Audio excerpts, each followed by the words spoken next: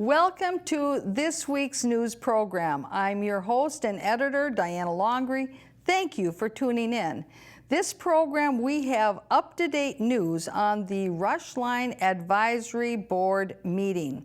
They just met recently on July 25th, 2019 at the YMCA Community Center, which is located in Maplewood. You may recognize this community center as the old Maplewood Community Center, but it is now, of course, operated and the business owned by YMCA. Now, this advisory board meeting was specifically focusing on that part of the Rush Line, or the Purple Line, as you may call it that as well, the part of the route that is leaving Maplewood up by Beam Avenue and then moving northward through White Bear Lake. And so many of the residents that were at this meeting were those who live in White Bear Lake.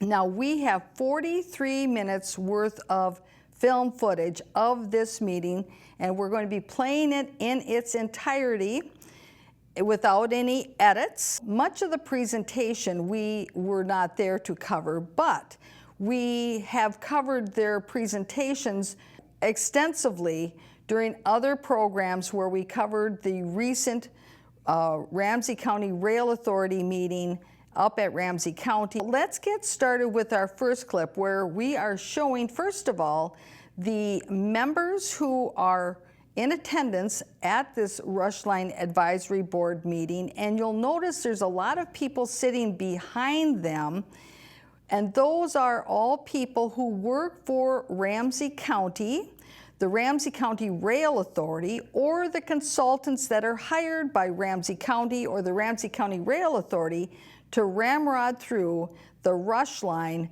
through Maplewood and White Bear Lake. So let's get started. Really converts that shoulder into a new auxiliary lane between intersections that transit can use. This is a pretty new but increasingly common practice throughout the country for transit agencies. Increases the visual presence of the bus, so drivers expect that there's going to be a bus on their right side, and it's consistent with some of the national practices and standards that we do see. So again, right lane for buses and business access only. We anticipate that using these bat lanes, that we will see a 30-second travel time improvement through this portion of the corridor. And I think when I did the math, that kind of equates to about a 5 mile per hour difference. And so anytime you can get 5 miles per hour average speed here, that's a good thing for transit. As we continue to the north along Highway 61, we do have the County Road E station. So at the very end of that clip, you saw that there were a couple of gentlemen then sitting kind of back a ways on the left side. Well, that is the beginning then of where the residents who were in attendance at the meeting were sitting. So let's continue so you can see the audience at this meeting. Adjacent to the Vanassack Sports Center. And so we do have the platforms for northbound and southbound on the south side of the road. I think we talked about that previously in this group, where certainly the number of paid staff people outnumber the number of people from the community who were in attendance at this meeting. This meeting was during the daytime, and it was held in Maplewood, and yet the content of this meeting was about White Bear Lake. It is curious why the meeting having to do with the Rush Line and its route through White Bear Lake would be held in Maplewood rather than being held in White Bear Lake, where the people who are most affected by it could have greater access to the meeting.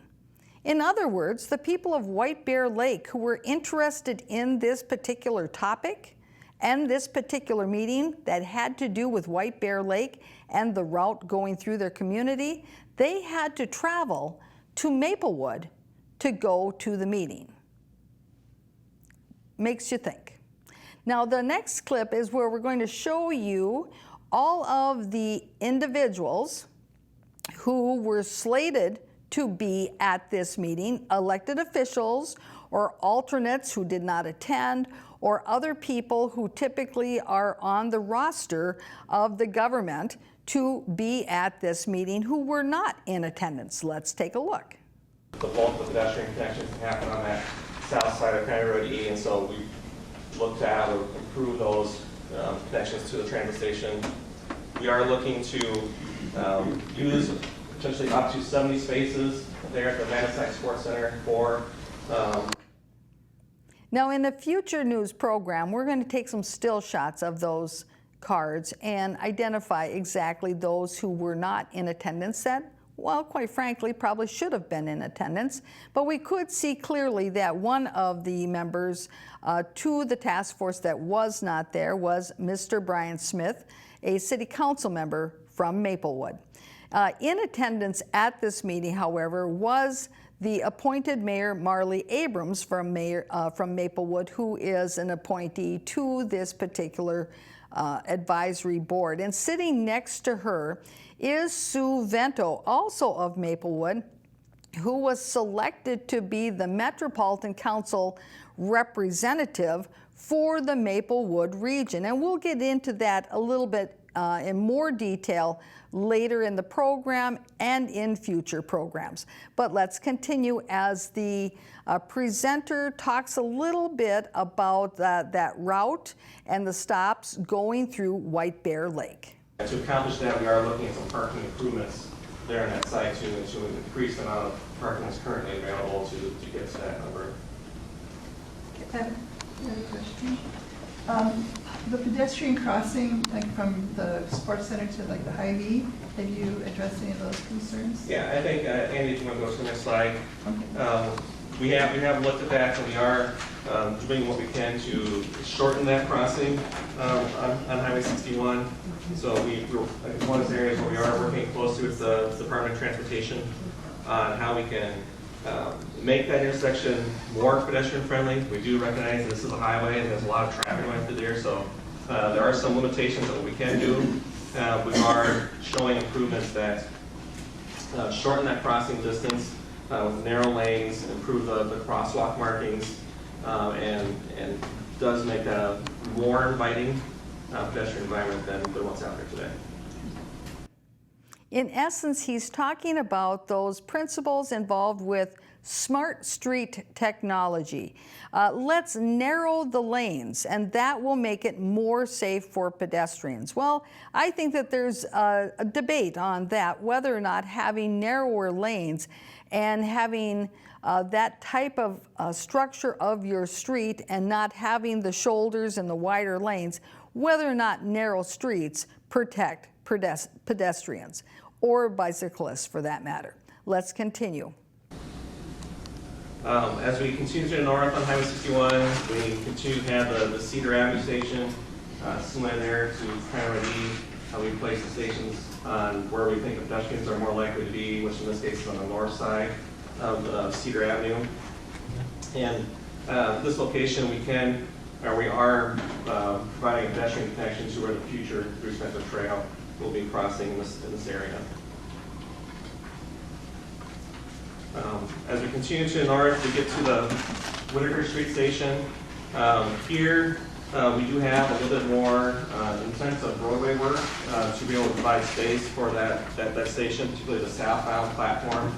So we are reconstructing Highway 61 between White Bear Avenue and to just north of Whitaker Street and shifting it to the east, creating a little bit more space between the railroad and Highway 61 in this location. We've also gotten to the point where we are showing a traffic signal there at the intersection of Whitaker Street. We believe that's the best option for us to provide our pedestrian safety elements for that crossing there to the BRT platforms. And then the last section here is the section of Highway 61 through downtown White Bear Lake. Here we are in mixed traffic for this last leg of the corridor, and showing everything to the downtown White Bear Lake station location that we worked through this past winter. And we are showing similar type pedestrian improvements there at the intersections of Highway 61 and 7th Street and 8th Street to provide better crossing connections there to the station platform. In that last clip, he was describing how that BRT route is going to be running parallel to Highway 61 from the mall, Maplewood Mall area, then going northward to White Bear Lake. And as you heard then, what happens with that route once it gets to downtown White Bear Lake. Let's continue.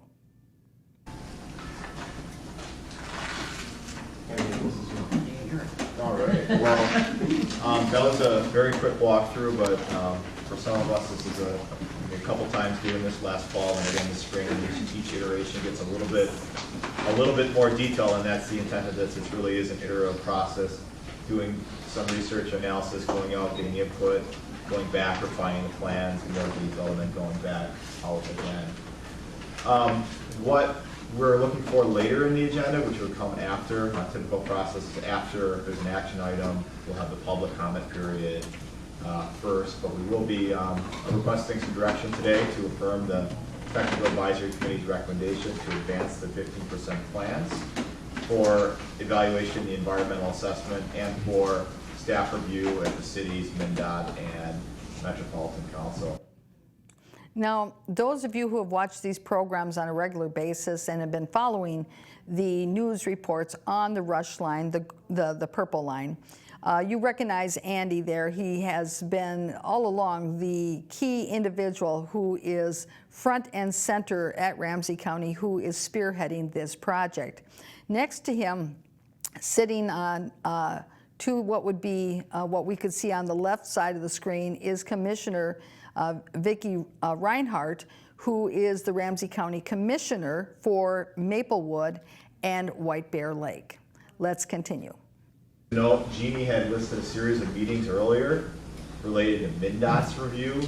MnDOT has their own separate concept layout review process that needs to go through for any improvements on Trunk Highway. So this would really be a process that complements that. We intend the 15% plans to be the first step in a multi-step process for MnDOT's review of those plan sets. And this is also one where, as mentioned at previous meetings, due to some of the federal requirements, it's taking us a little bit longer than we had hoped to get through the environmental steps to receive our environmental determinations at the end of the project. So originally we thought of getting to 15% plans, and then that transition would happen to Met Council and we move on to the next phase. Currently what we're thinking of is advancing the plans to more of a 25% level. I know I'm just throwing out percentage, but what that means is getting a little bit more detailed on things such as the traffic analysis, in the stormwater, going from just like stars and dots to actually what are some ponding locations that we have. Bridges and structures, another one, to both from structural integrity to make sure that they're going to work, but also from a visual quality. And then stations as well. We have some nice renderings right now of what stations could look like, but we have not really talked about things such as materials and structure design and what elements are on there. So all those things now are what we're going to be able to work on as we advance the plans from that 15 to 25% time frame. But again, this is a good check-in point in that process. If there's any questions, comments, or things that we want to continue to address as the plans move.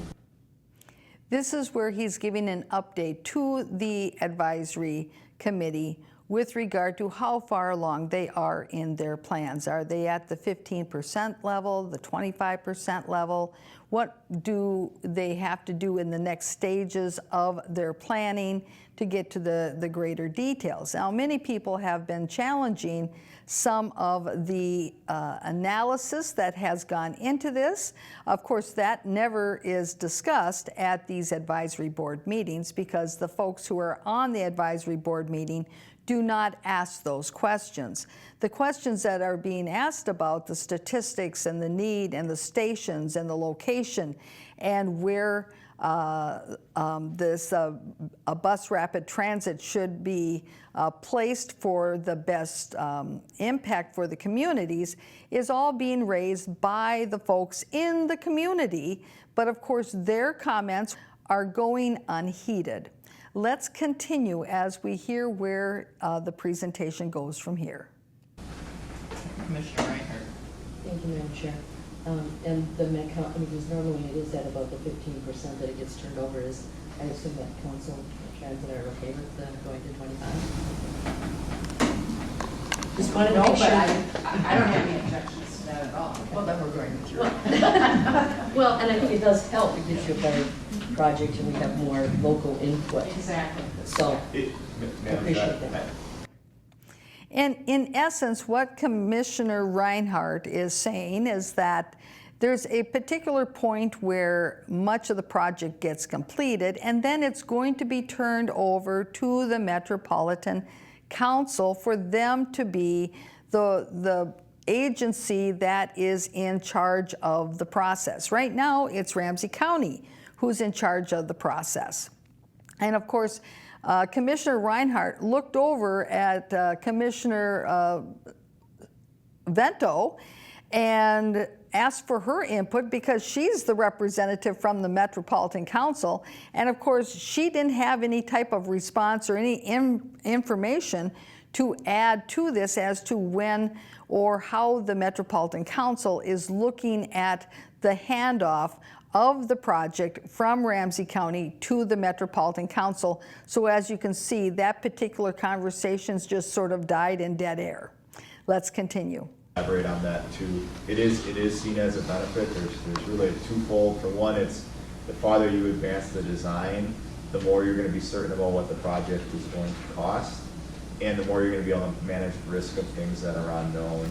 And then from Metro Transit's perspective, they know more about what they're getting into when they're going to be taking the project. And then, as you said, we have a better sense from a local perspective of what project you're going to get out of it at the end. So it benefits all to continue to move the design forward. Madam Chair, I would just ask that we keep the robust public engagement as a big part of the calendar. I think that's an important part of any transit process, but especially this one. Now that lady speaking, that is indeed Sue Vento, the representative for Maplewood and the surrounding area, the representative on the Metropolitan Council. Now she, of course, is a good friend and buddy of Commissioner Victoria Reinhardt, the Ramsey County Commissioner. She's also a good buddy with Nora Slawick, the former mayor of Maplewood, who is now the chair of the Metropolitan Council. And what is so ironic about her comments is that she is acting as though she is the champion for maintaining robust public comment in the process. And yet, we will be listening to the comments of the public at this meeting, and you will see the type of attitude, basically dismissive, of what the comments are, so much so that they're not actually even recording the comments of the members of the public to even maintain what the comments are. Let's continue. If you want to sign up for the public comment period, if you could come up with that point. It's not a comment, it's a question. Yeah, go ahead, please. well, you're not running this meeting, Kevin. Yeah. Pardon me, Ms. Chair, where do you sign up? I don't even see the sign up here. She done that to you. Right here. By the way, are you recording this meeting, Ms. Chair, or is this all off the record, kind of? It's a public meeting. It's a public meeting. But anyway, so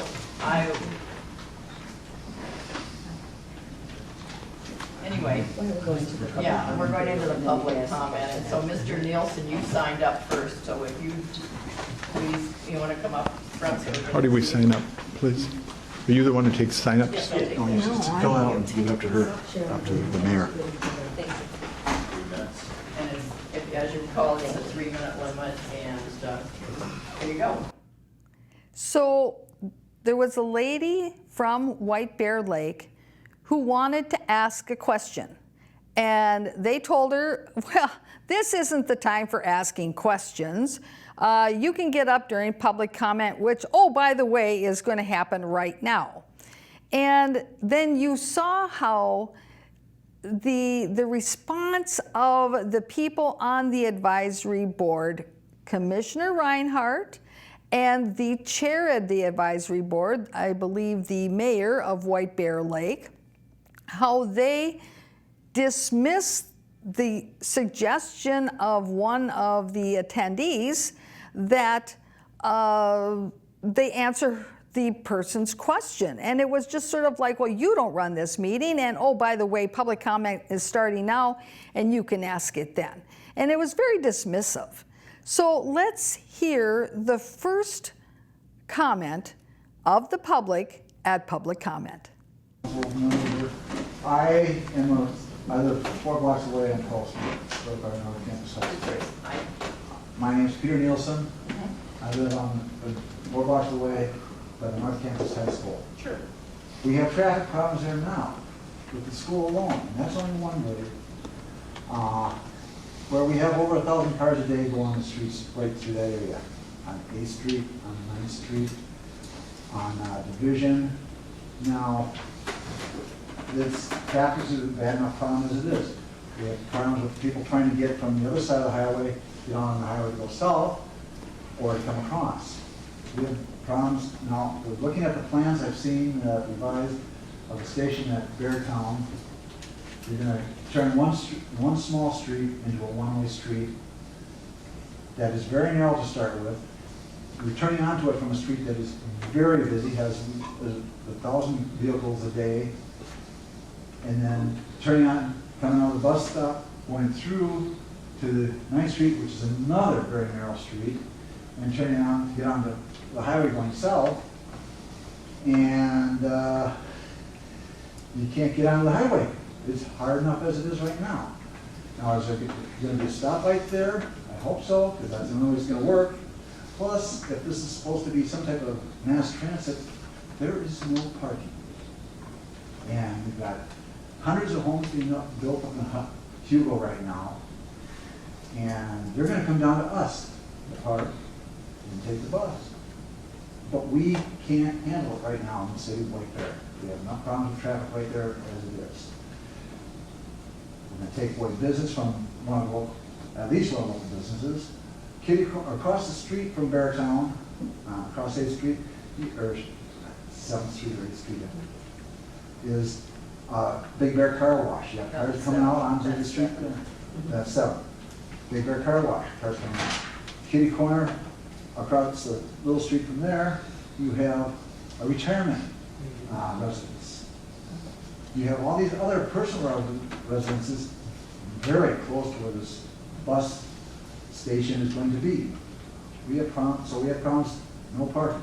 Is there going to be something, is there some type of provision being made for the future to get parking in there? In which case, we may have to go to eminent domain again to get property from the houses. I think this is a bad location. One location is possibly at the old City Works. You got a lot of room there, and you don't have the problems with all the other traffic. Although you still have the 61. You got a stoplight right by there. I have a lot of other things, but I am trying to keep myself calm right now. I had aortic repair last week, so Well, then let's stay calm. yeah, please. But there's a lot of things going on with that, and with the schools and everything else. I don't see it being feasible. And I don't want to pay for it, which I'm afraid I'm going to have to with my taxes, because there's too much infrastructure that's going to have to be built. Unless the bus company's going to pay for all of this infrastructure. The roads need improvement. The access needs improvement. That's all I have to say. Thank you for your comments, and I would encourage you to look at the website, and you can also continue to make additional comments on that if you want, so please feel free to do that. So after this particular resident of White Bear Lake gave his very thoughtful comments about the parking issues, and that when you have other people from communities coming further north, coming down to White Bear Lake so that they can use that particular station, and what are they going to do with their cars, and bringing up all those issues, in the end, he's just simply told, well, go to our website, keep up with that, and continue to enter your comments. Wow. Now that is extremely dismissive of a very real problem.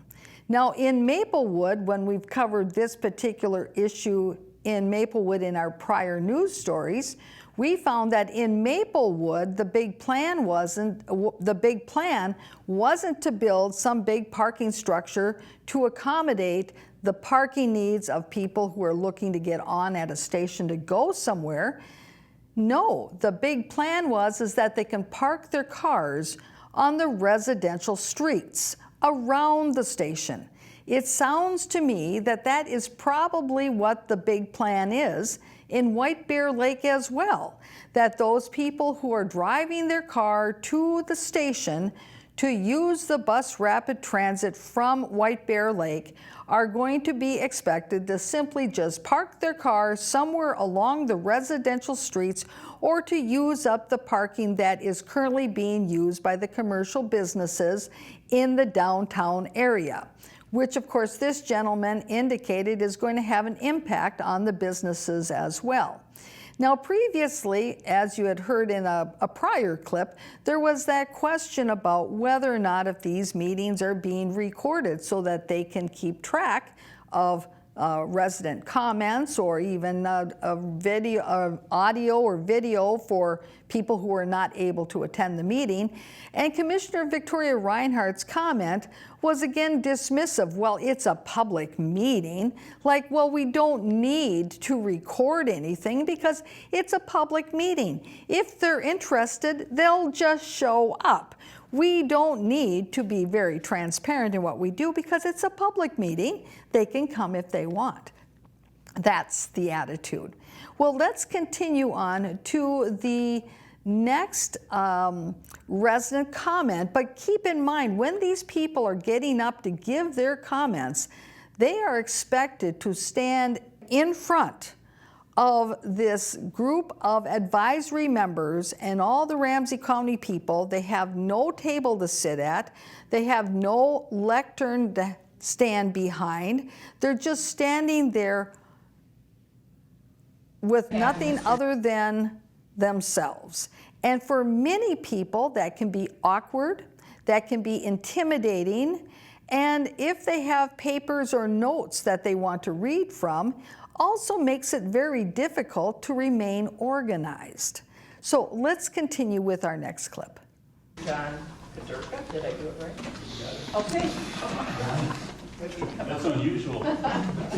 Okay, my name is John Katurka, and I'm a resident. You were up here. Oh, You might get him a table and chair, Ms. Chair. It's hard to present yourself when you're... It's 3 minutes, and it's always worked just fine, so I haven't seen it. Is that how you do it in White Bear Lake? okay, my name is John Katurka. I'm a resident of Phelan Village. Real Life Co-op. Had a couple meetings there already, I think. So we're familiar with it. We've had 2 members on this, attending this committee since the beginning of it. We have a couple of concerns about what's going on there. One of which is the closeness of the transit way to our building, and what that might mean in terms of both traffic that's on it and traffic that's bicycles, people walking, and those kinds of things. From what we can tell, it's pretty close to our building. The second one is, and maybe this is more major, is the concern about the height of the bridge that's going over Johnson Parkway. And if I look at the picture on here, it's pretty high, and we're concerned about the visual aspect of it. And to some extent, we know that the buses are not real noisy, but they're not silent. So we're concerned about what that may mean in terms of the closeness of the bridge to us and the height of the bridge from the view of that. We're a 4-story building. and I think that is of concern to a number of our residents. So that's about all I have to say. If you have any questions of me, I'll try to answer. Thank you, I appreciate it. Loretta Wheeler. That gentleman was from St. Paul and had concerns about the bridge that would be going over the Johnson Parkway area. Now, wouldn't it be welcoming and inviting to have a table or a lectern in front of the advisory board for people who have comments during public comment to stand or sit behind? It certainly would be less intimidating. Let's continue. Hi, my name is Leslie Wood. I with everything that has been said already, I agree with. I rode the bus for 21 years. I just retired in April. And I love riding the bus. I do. And the route that we had, I don't see why we have to fix it. There's people that live in Hugo that have their Hugo station. There's people that live in Vadnais Heights that have their Vadnais Heights metro area. And then we have Maplewood. Not a problem. I don't see. Our Maplewood bus went all the way into White Bear and dropped off the people that needed to be dropped off. By the time they got to Maplewood from White Bear, there was only 7 people on the bus. I think that if you want to build this, which by all means, I think you need to pick another place. Because right now today is Marketplace. Can you imagine if the bus was running today in the way that you want it to run with Market Fest? People running back and forth across the street on 61, not gonna be pretty. Another thing too is where you're putting it, you're gonna disrupt a lot of those elderly people. I don't care about the car wash, even if I can wash my own car, but the elderly people and the residents there, the kids from high school and junior high and elementary, they're running in and out. Mom and dad are trying to pick them up, the chaos that's gonna be that, and then you got this huge bus going in and out of whatever space you're gonna put it. Again, I like change. I think that what you're doing should work, but I think you need to find another area, whether it's between Hugo and White Bear. There's a big area there. Knock a couple trees down, put it there. Or by that one place that somebody else was saying over by that community, what's that? On Hoffman Road. There too, we got a lot of space there. Knock a couple trees down, you know? I just don't think, I think that it's a good thing, I do, because maybe we do need that bus line there to go all the way down 61 or wherever you wanted to go into St. Paul, which the route that we did from Maplewood was Beam, County Road B, 36, St. Paul. Bam, 20 minutes, we were there. Again, I think it's a great idea if that's what you want to do, but you need to find another place to do it. You got too much chaos right in the middle of that section where you're going to put it. And my biggest concern are the children. The children that are going to meet their parents, activities at the school buses as well. You're fighting against a big bus with a little school bus and a lot of kids in it. I just don't think that that's right. Again, do it somewhere else. I agree with you. Thank you. Amen.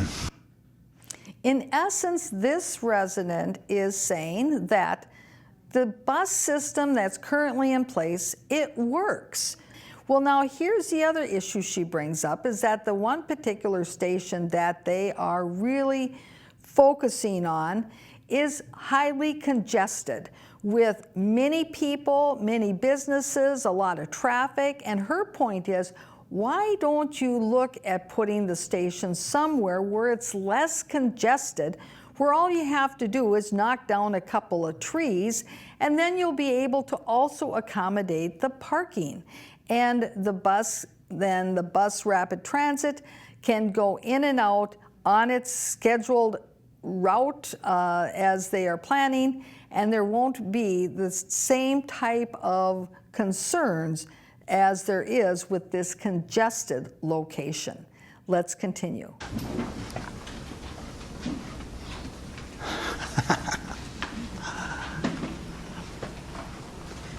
My name is Sharon Anthony, and I live at 2159 8th Street. And first of all, I did a tally of the number of cars that are coming through that area. I'm retired, so I did it for about a week. We have about 1,000 cars that come down 8th Street that go to both the junior high and the high school. This is on a daily basis. And there's a lot of traffic clogs there. The other thing is there's already a stoplight on 7th Street. And one of our proposals was to put another stoplight on 8th Street. Imagine the amount of congestion that's going to be there if there's 2 stoplights within one specific area. Second, I talked to Tim Wald at the District Center in Whitefair Lake because I wanted to know about the population projections for the high school. Currently, there's 1,200 students at the high school. And what he told me, the projections are going to be 3,400 in the future. And so I want you to think about how much more traffic is going to be. It's not just doubled, it's almost going to be tripled on those streets. The next item I wanted to say was that nobody's done any information. How close is Highway 61 or that transit area going to be to the high school? It's within a half a mile. So the other thing, it's 1,000 steps to just feet to get to the junior high, you know, and these students, you know, these are our most vulnerable assets. You know, we want to do what's best for them. Do we want them to be able to access a place like this, you know, without even thinking about it? You know, what are you really thinking about when you're putting a station that's that close to a junior high school? And the last thing that I had was, you know, in the zoning for Whitefair Lake, it talks about conserving and developing natural resources, trees that are 150 years old. And we're going to take down the houses and the area that you want to clear, you know, by Beartown. There are trees that are that old there, so we're not going to be conserving anything. We're going to do just what we did on Division to get that parking lot there, knock everything down and just clear it for a parking lot. So I'm very concerned about what's happening on 8th Street and 7th Street. And I also talked to 3 of the senior residential places, and 2 of them said that their residents probably wouldn't use it at all. One has a lot of information on the boards to go to the meetings, and the other has their own system of transportation. So I don't think that we should be using that to say that our seniors are going to be getting on the bus to travel downtown, because that's a false statement. So that's all I have to say today, and I'm going to be doing more investigations, and I look forward to seeing what's going to happen on this. Thank you. This lady did her homework. She went out into the field. She counted cars.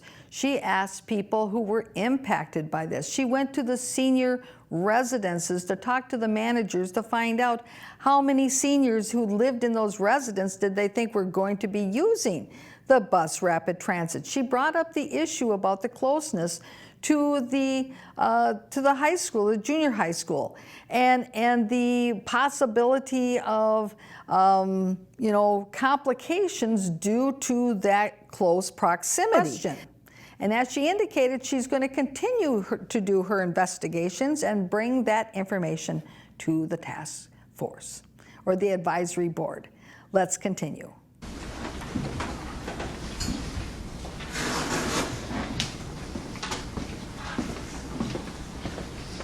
I'm Jim Watson. I live in Maplewood, and I'm a cyclist, and I use the Bruce Bento Trail on a daily basis.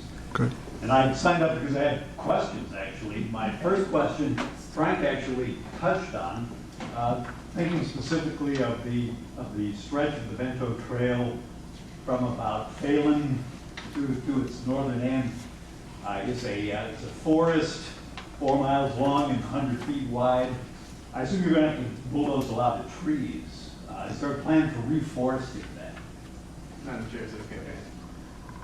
Yes, so you're correct that some trees will have to be removed. We are going to look at what trees we can preserve. And then as part of the construction, there will be a whole revegetation effort to bring trees back into the corridor to kind of offset what was displaced. And you know, we're going to take a really close look at what species are most appropriate in the future, with the changing climate, which species are going to be the most resilient, so that these trees that we do kind of reinstate into the corridor are, positioned to have, a long and healthy lives. So You're going to try to do buckthorn remediation? I don't know the answer specifically to that question, but, Yeah, good luck with that. So my second question is, access to the trail is a very busy trail. During construction, is there a plan to minimize the disruption to the use of the trail during construction time in scope and duration? So we're not quite far along enough to have kind of the construction phasing of the project figured out, but minimizing detours and closures of the trail is something that we want to do. Okay, there will be some closures inevitably, of course. But we do intend to try to limit those to the greatest extent possible to limit the disruptions to trail use. Good. My question was premature. I was hoping it would be. And the third question may be a little out of scope, and that's the Vento Trail now ends at Berkeley, and there's no place to go from there. Do I get to use the busway to ride up? If you could get me to Cedar Avenue, I would be very happy with that. I'm going to point to Andy because he is involved with the Bruce Vento Trail Extension Project. So, Yeah. And just to make a quick announcement here, after the adjourning of our normal meeting part, we do have staff that are here. You guys want to raise your hands that can work on the project? You can answer questions out in the hall in more detail, but just quickly, you go to Ramsey County, Bruce Vento Trail, you'll see the whole extension plans, which take it from Berkeley Okay, I'll do that. into downtown. And judging from the pictures and the renderings, I like what you're doing with the trail. I approve of that. Thank you. Thank you. That gentleman had questions about the number of trees that are going to be ripped out of the area of the Bruce Vento Trail in Maplewood, which now, of course, is all a very nice forest canopy along that Bruce Vento Trail. Because as we've covered on these programs, there will be hundreds of trees that will be ripped out of there. And now we've heard that they have a plan that they intend to reforest that section of the Bruce Vento Trail once they've ripped all the big mature trees out. They say that they want to do something, that they want to ensure there isn't a disruption to those using the trail, that they want to make sure that they have reforested the trail, that they want to do these things. Just because they want to doesn't mean they will. And there's quite a difference between saying we will do it and we want to do it. Let's continue. Maggie Youngberg. Well, you heard my neighbors, so I don't need to answer because I live Okay. Then you Washington Avenue. Okay. But I do have a question. Why did you even choose that area? After hearing everything that's been said about it, the congestion, the number of the people, the no parking, so on and so on, why would you even consider that, that basically residential street? I live right on the corner, by the way, well, she's on the corner and I'm next door to her. So, by the way, I also ride a bike, and there were days when it was quite impossible to get out, because we don't have pavements on 8th and 7th Street. Yeah, so because of cars parked and buses coming out, school buses and everybody else's car, you have to really be careful when you're nudging your bike out there. That's about it. I'm just amazed that you'd even consider that area. Did you have the opportunity to go to any of the meetings we held in White Bear Lake? No, I didn't. Well, I'm hoping there'll be more. there will. Because There's one tonight. I mean, there's at Market Fest. Everybody will be there. Have them answer your question. Yeah, they never give explanations. Why did you choose that area? Sir, if you continue on, I'm going to ask you to leave. I think you're being very disruptive to this process, so I would appreciate your no comments. And yes, I see you're recording it, so go for it. But, Well, could I? yeah, Rick, you were at most of these. Yes, I have been. And honestly, there has been hours and hours of meetings from different groups and pop-up meetings for the public and everything else.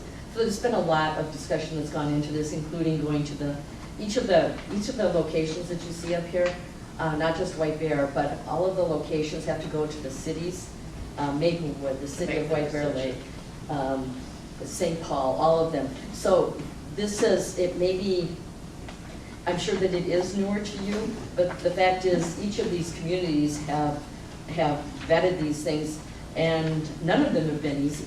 None of them have been easy. So if we could get some information, we can hook you up with some information about the results of all of those different meetings. So this was not a rash decision, and it has already gone through the city council. No. So you can get more information, but it's not an easy question to answer because you don't have all the information. We can't possibly give it to you in 3 minutes. So. Well, my question still stands. And we can get answers for you from, if you want to go through all the information, you can certainly do that.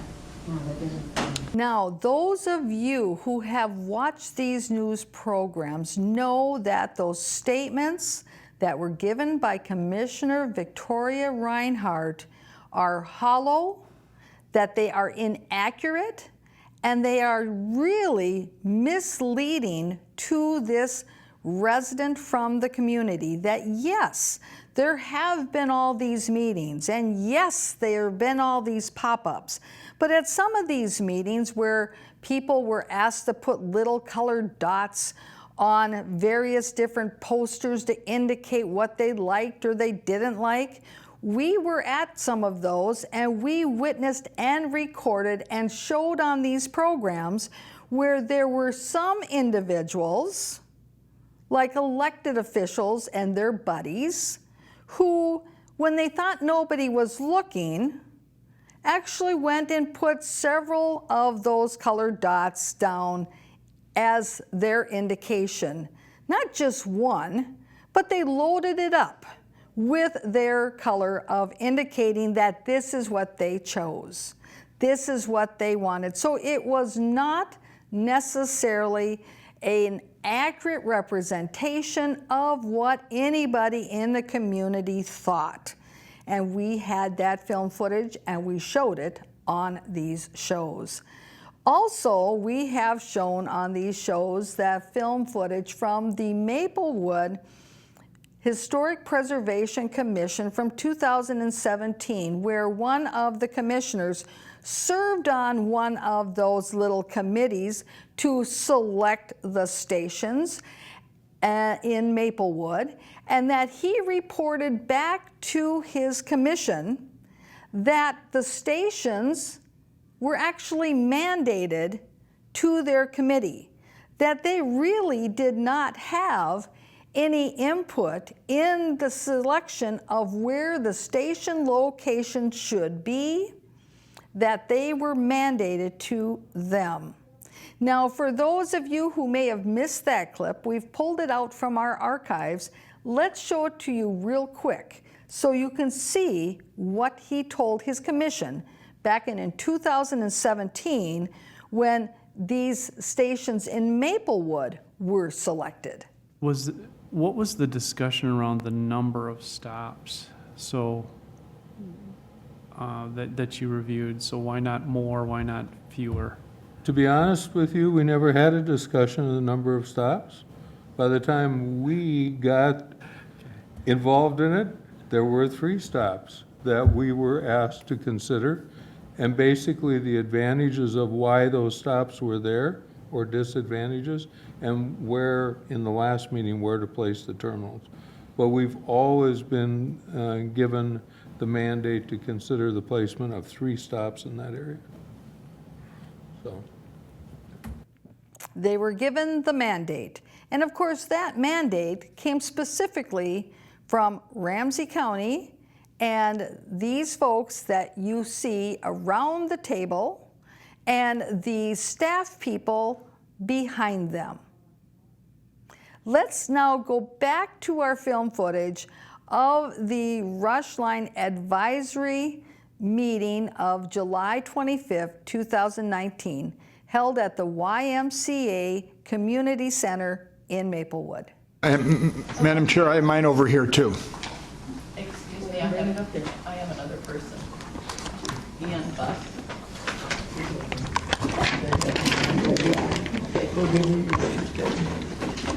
Hello, I'm Ian Buck. I live in Frogtown, St. Paul, and I noticed something on the maps that piqued my interest.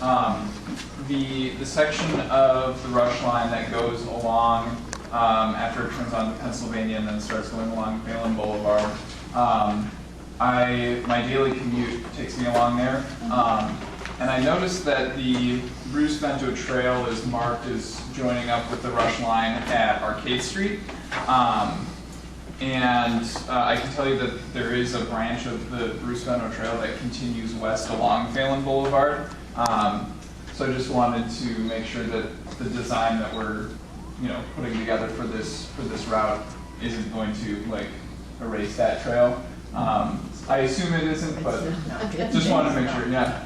And I would also like to make the comment that this would be a fantastic opportunity to take the Bruce Bento Trail and possibly extend it farther west along Pennsylvania Avenue, since we do have the dedicated guideway for the Rush Line now that goes to Jackson Street.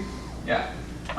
It would be fantastic to use that as an opportunity to continue the Bruce Bento Trail west, because currently it just kind of ends right after we get under 35E, and then cyclists like me are just in 40-mile-an-hour car traffic if I want to continue west to get into Frogtown.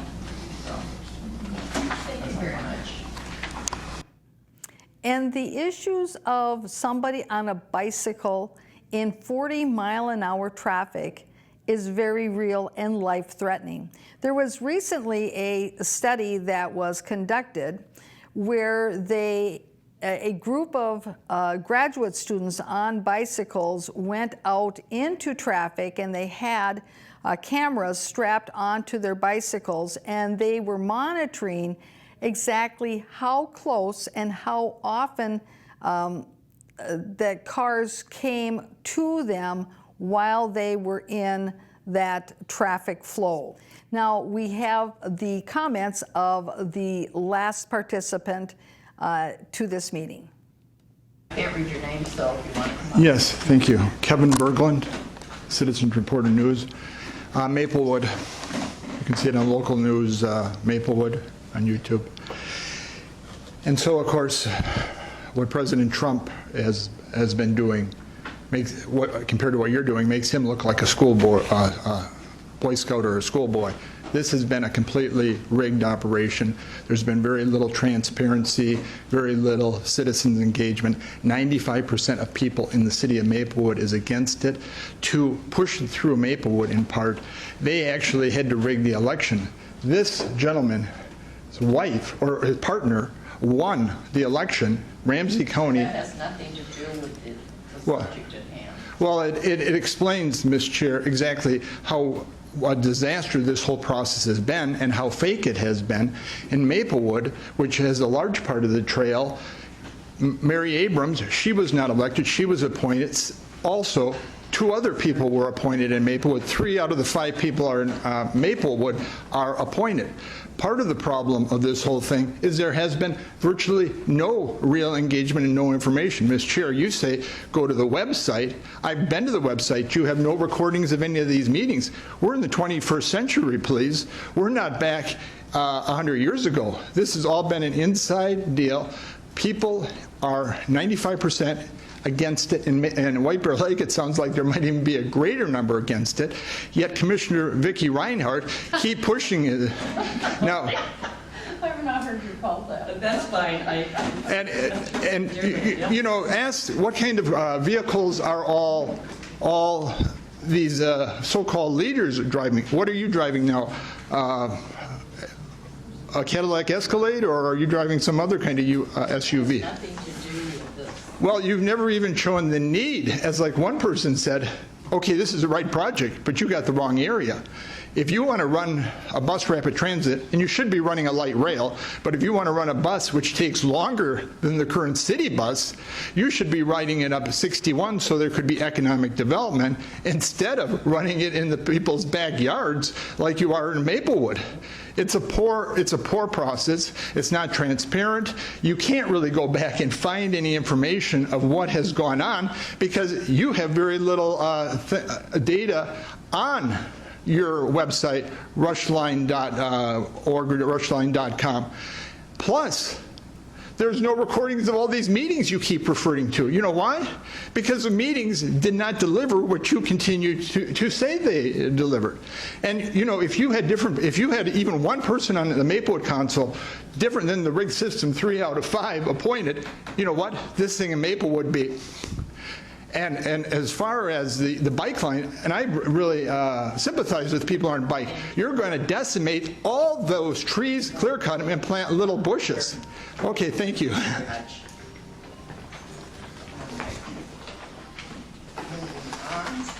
By the way, are you recording this at all by secretary? The comments? I mean, you don't even have a recording secretary here. And so the point is made. They don't even have a recording secretary, because if they had a recording secretary there who was taking the notes down longhand, they would have said, yes, we are taking the notes longhand, we assure you. Because then they could point to who it is on the vast staff that is there at this meeting who is doing it. And then those notes would be available to the public under the Data Practices Act. And that would mean that they probably took notes like that of the other meetings, so those notes would be available as well. But those notes apparently don't exist. They don't take them, and they don't plan on ever taking them. And you saw how Commissioner Reinhardt laughed when she was called Vicky. Well, of course, anybody who's known her for years and years and years knows that her name is Vicky, and that it's only been in the last few years of her political career that she's decided that she has to be Victoria, because that's much more dignified and it looks better on a campaign card. Well, I believe we have time for one last clip. Moving on to item 8, requested action to affirm the Technical Advisory Committee recommendation to advance the 15% plans for evaluation and the environmental assessment and staff review by Rushline BRT projects, cities, townships, MnDOT, Met Transit. Do I have a motion to do so? So moved. Second. I have a motion and a second. All those in favor say aye. Aye. Opposed? Motion carries. Moving on to item 9, Andy, upcoming activities. Yes, thank you, Madam Chair. One of the opportunities we wanted to bring to this group's attention is the invitation for the members of our advisory committees, the community, policy, and technical, for Thanks for coming. Pure Region system trip to Richmond, Virginia. And I'm actually going to turn it over to Cassie, who's going to walk through the details of this trip.